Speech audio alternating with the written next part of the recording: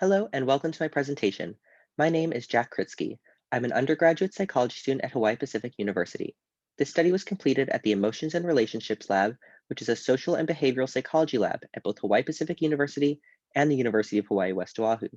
This presentation is on passionate love in the East versus West. Let us begin with the question. What do people in passionate love look like in the East and West?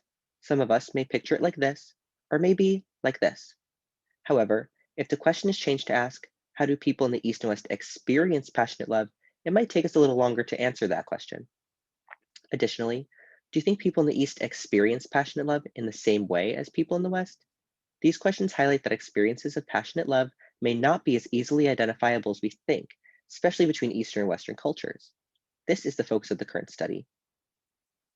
Is passionate love universal or cultural?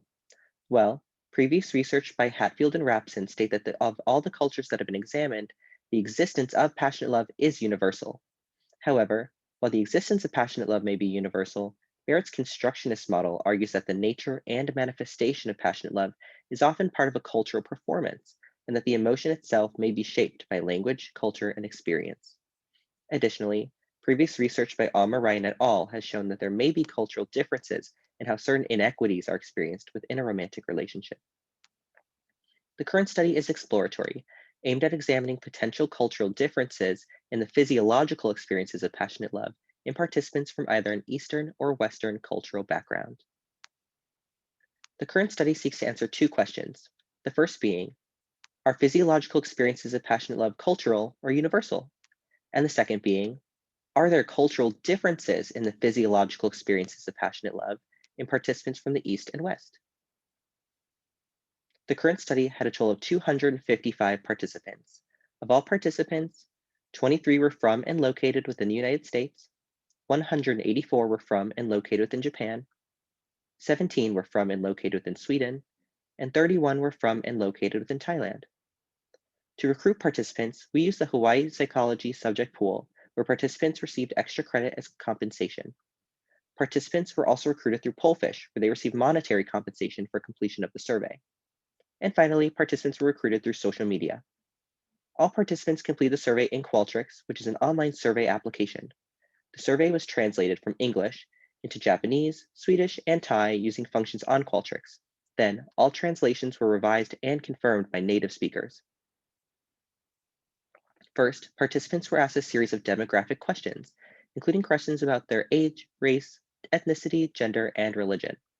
We then asked participants to fill out several scales. However, for the purpose of this presentation, we specifically focus on the physiological experiences of passionate love.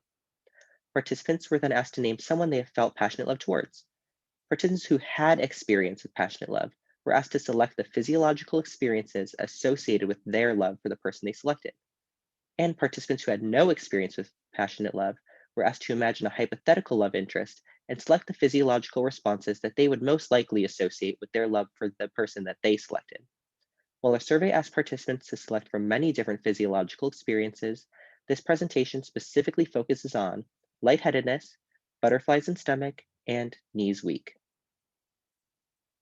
We conducted a 2x4 chi-square comparison and computed Bonferroni corrected p-values to examine physiological differences in passionate love between participants from the United States, Sweden, Thailand, and Japan. On the y-axis, you can see the proportion of yes responses. On the x-axis, you can see the physiological experiences of passionate love. And on the right, you can see the user language key. The results showed that among all physiological responses experienced, participants from both the United States and Sweden were much more likely to report experiencing butterflies in stomach while feeling passionate love.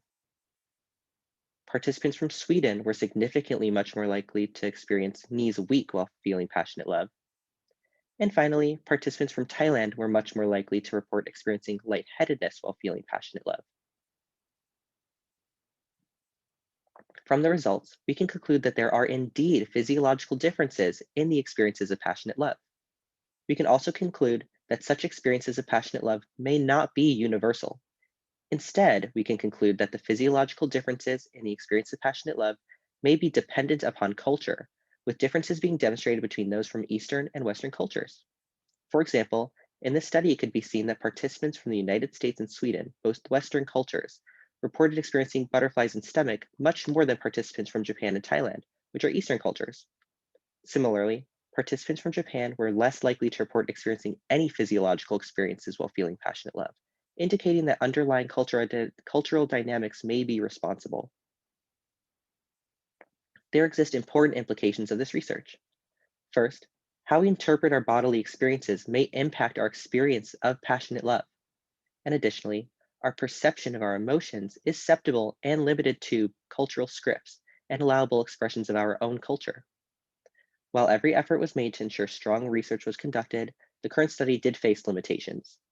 The current study used a self-report survey as our data collection instrument. While surveys are empirically valid, their data is dependent upon subjects' memory, honesty, and ability to respond. Another limitation is that the current study asked participants to select their physiological responses based on the high arousal experiences often examined in Westerners. It's possible that Easterners may have lower arousal physiological responses to passionate love, such as serenity or peacefulness, that we did not examine in this study. And finally, in the future, we would like to have a larger sample size. Some differences in physiological responses may not have been found due to lower statistical power, particularly for the US and Sweden samples. And finally, future research should investigate cross-cultural differences in both physiological and cognitive experiences of love, hate, and sadness. I would like to thank Dr. Michael Erickson and Dr. Catherine Almer for their ongoing support and mentorship on this project. I would also like to thank my peers in the Emotions and Relationships Lab for all of their hard work, support, and dedication to this research. And finally, I would like to thank the HPU Capstone Symposium for allowing me to present this research here today. Here are the current studies references. And finally, I'd like to thank you for taking the time to attend this presentation. Please feel free to join me via Zoom if you'd like to chat about the study or any of other topics associated. Thank you.